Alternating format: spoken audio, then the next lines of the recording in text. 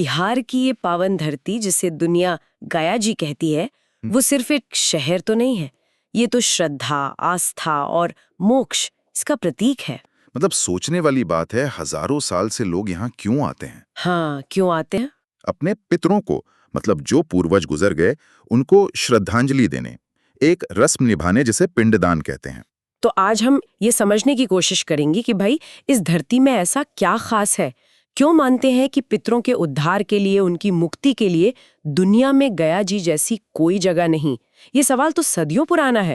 इस सवाल वाकई बहुत गहरा है, क्योंकि ये सीधा जीवन, मृत्यु और उसके बाद क्या होता है हमारी समझ से जुड़ा है। अब पिंडदान को ही देख लीजिए, ये सिर्फ एक रस्म नहीं है। इसमें मंत्रोच्चार होता है, फिर चावल, जौ का आटा, तिल, इनसे पिंड बनाते हैं और पूरी श्रद्धा से चढ़ाते हैं। ये एक तरह से पितरों के लिए भोजन, ऊर्जा है, उनकी आगे की यात्रा के लिए। और उस वक्त लोगों की आंखों में जो भाव होता है ना, हाँ, वो तो महसूस होता है। अपने पूर्वजों के लिए बहुत सम्मान और उनकी आत्मा की शांति और मोक्ष की गहरी इच्छा। और मोक्ष मतलब जन्म और मृत्यु का जो ये चक्र है, उससे हमेशा के लिए मुक्ति। तो मान्यता यही है कि गया जी में पिंडदान करने से पितरों को यही वाली शांति मिलती है। बिल्कुल, परम शांति। ये खास दर्जा, ये महत्व सिर्फ गया को ही क्यों मिला? मतलब भारत में और भी तो पवित्र नदियां हैं, तीर्थ स्थल हैं, पर पितरों की मुक्ति के लिए गया ही क्यों? इस क्यों का जवाब छिपा है एक बहुत पुरानी, बहुत मशहूर पौराणिक कथा में। अच्छा, ये कथा है एक असुर की। नाम था गयासुर। अब असुर सुनते लगता है कि कोई बुरा होगा। हाँ, मन में वही आता है। लेकिन गयासुर ऐसा नहीं था। वो अपने कुल से बिल्कुल अलग, बहुत धर्मात्मा, सदाचारी और भगवान विष्णु का बहुत बड़ा भक्त था। और हाँ, एक महान तपस्वी भी था। एक धर्मात्मा असुर, ये तो सुनने में ही थोड़ा अलग है। दिलचस्प। तो उसने इतनी तपस्या की कि उसका असर कहाँ तक गया? कहते हैं देवता भी हिल गए थे। बिल्कुल, गयासुर ने हजारों साल तक बहुत ही कठिन तपस्या की। इतनी कठिन कि उसके शरीर से जो तपोबल की अग्नि निकल रही थी, उससे तीनों लोग जलने लगे थे। देवता घबरा गए। जाहिर है। उन्हें डर लगा कि भाई ये तपस्या करके कोई ऐसा वरदान ना मांग ले जिससे सृष्टि का संतुलन ही बिगड़ जाए। तो सब चिंता में ब्रह्मा जी के पास पहुंचे, जो सृष्टि के रचयिता हैं। और ब्रह्मा जी ने क्या किया फिर? तपस्या रोकी उसकी? नहीं, देखिए, ब्रह्मा जी तो उसकी निष्ठा और तपस्या से खुश हो गए। वो खुद गयासुर के सामने आए और कहा, मांगो, क्या वरदान चाहिए। अब गयासुर ने कोई दुनिया की चीज या शक्ति नहीं मांगी। उसने मांगा कि उसका शरीर देवताओं जैसा पवित्र हो जाए। इतना पवित्र कि बस उसे कोई देख ले तो उसके पाप नष्ट हो जाएं और उसे मुक्ति मिल जाए। सिर्फ देखने भर से? हाँ, ब्रह्मा जी ने कहा तथास्तु और वरदान दे दिया कि गयासुर, तुम्हारा शरीर परम पवित्र हो गया है। आज से तुम्हें सिर्फ देखने भर से ही पापी से पापी इंसान भी पापों से मुक्त होकर स्वर्ग चला जाएगा। अरे बाप रे, सिर्फ देख लेने से स्वर्ग, ये तो मतलब कल्पना से भी परे का वरदान है। लेकिन यहीं से शायद एक नई और शायद बड़ी मुश्किल खड़ी हो गई होगी, है ना? बिल्कुल।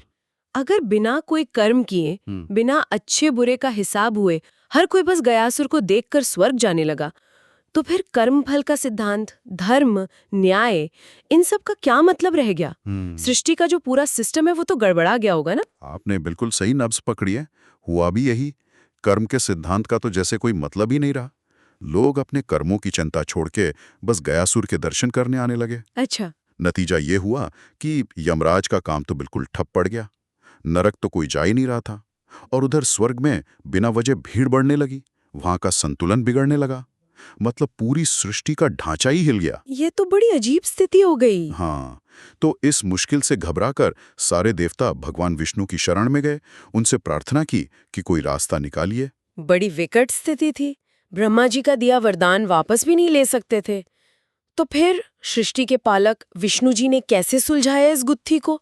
उन्होंने क्या गयासुर से बात की? हाँ, भगवान विष्णु खुद गयासुर के पास गए। अब गयासुर तो उनका परम भक्त था। अपने भगवान को सामने देखा तो बस भावुक हो गया, चरणों में गिर पड़ा। विष्णु जी ने पहले तो गयासुर की पवित्रता, उसकी तपस्या, उसके साफ मन की बहुत तारीफ की। फिर उन्होंने कहा, हे महाभाग गयासुर, तुम्हारी पवित्रता तो असीम है। मैं एक बहुत जरूरी और पवित्र यज्ञ करना चाहता हूँ और उसके लिए मुझे धरती पर सबसे पवित्र जगह चाहिए। अच्छा। और इस समय उन्होंने कहा, तुम्हारे शरीर से ज्यादा पवित्र कोई चीज, कोई जगह नहीं है। तो क्या तुम देवताओं और पूरी सृष्टि की भलाई के लिए इस महायज्ञ के लिए अपना ये पवित्र शरीर दान में दोगे? क्या बात है। मतलब जिस शरीर के दर्शन से लोग पाप मुक्त हो रहे थे, उसी शरीर को यज्ञ की वेदी बनाने के लिए मांग लिया। गयासुर ने क्या कहा होगा इस पर? यही तो गयासुर की महानता सामने आती है। उसने एक पल भी नहीं सोचा। बहुत ही विनम्रता से, समर्पण भाव से हाथ जोड़कर बोला, प्रभु, ये शरीर तो खत्म होने वाली चीज है। अगर ये आपके यज्ञ के, देवताओं के, सृष्टि की किसी काम आ जाए तो इससे बड़ा सौभाग्य मेरा क्या होगा? वाह। आपकी इच्छा ही मेरा सबसे बड़ा धर्म है। मैं अपना ये शरीर खुशी खुशी आपके चरणों में देता हूं। अब सोचिए, असुर कुल में पैदा होकर भी त्याग और समर्पण का ऐसा उदाहरण दिया जो देवताओं के लिए भी सीखने लायक था। सच में ये तो त्याग की हद है। ये दिखाता है कि धर्म या महानता जन्म से नहीं होती, कर्म और भाव से होती है। अच्छा, इसके बाद क्या हुआ? यज्ञ कैसे हुआ? गयासुर दक्षिण में सिर और उत्तर में पैर करके पृथ्वी पर लेट गया। उसका शरीर बहुत विशाल था, कई योजन तक फैला हुआ। भगवान विष्णु और सभी देवताओं ने फिर उसके उसी पवित्र शरीर को यज्ञ वेदी माना और उस पर महान यज्ञ शुरू किया। यज्ञ कई दिन चला, लेकिन एक दिक्कत आई। गयासुर का शरीर बीच बीच में हिलने लगता था। इससे यज्ञ में रुकावट आ रही थी। शरीर हिलने लगता था? क्यों? क्या उसे कोई कष्ट हो रहा था? नहीं, कष्ट की वजह से नहीं। कहते हैं कि उसके मन में शायद ये ख्याल आ रहा था कि भाई, मेरे ऊपर यज्ञ तो हो रहा है, पर शायद अब भी कुछ लोग हैं जो मेरे दर्शन नहीं कर पाए, जो पाप मुक्त होना चाहते थे। मतलब परोपकार की भावना इतनी थी कि शरीर हिल रहा था।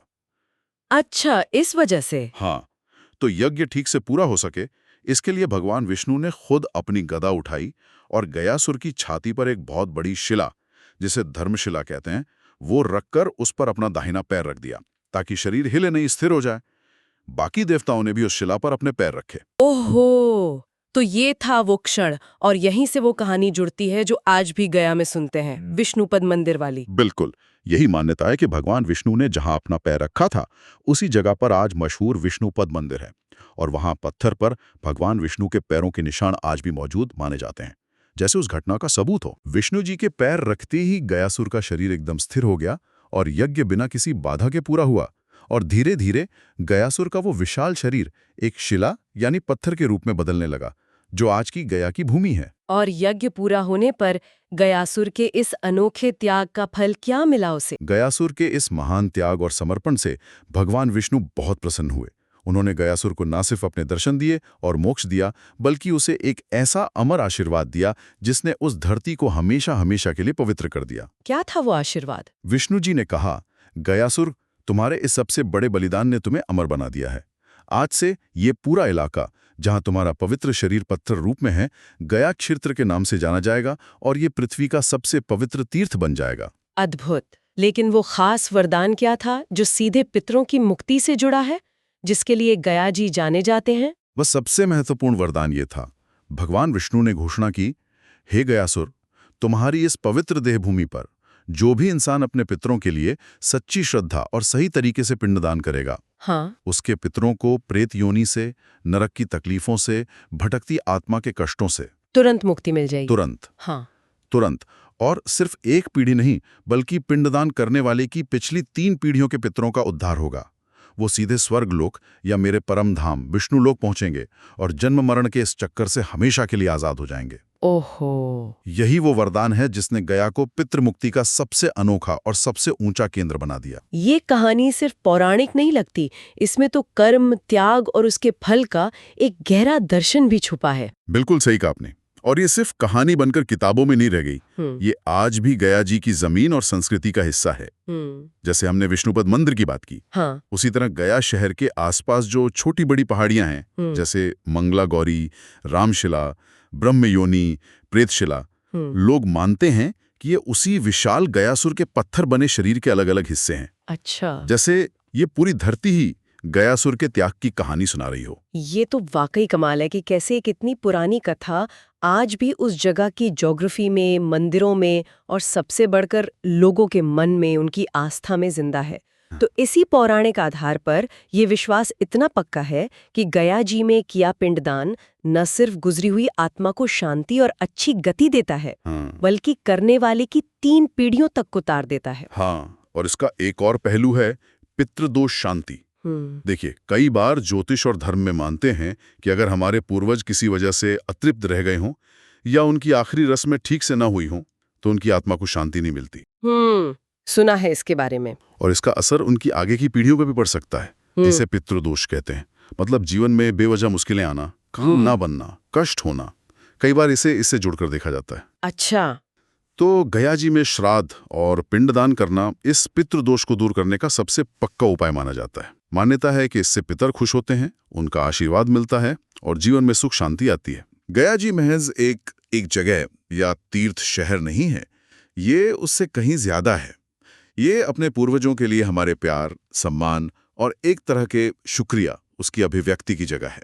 ये त्याग की महानता का प्रतीक है और सबसे बढ़कर ये आत्मा की जो आखिरी यात्रा है, उसका जो असली लक्ष्य है, मोक्ष यानी जन्म मृत्यु के बंधन से आजादी, उस तक पहुंचने वाले एक आध्यात्मिक पुल जैसा है।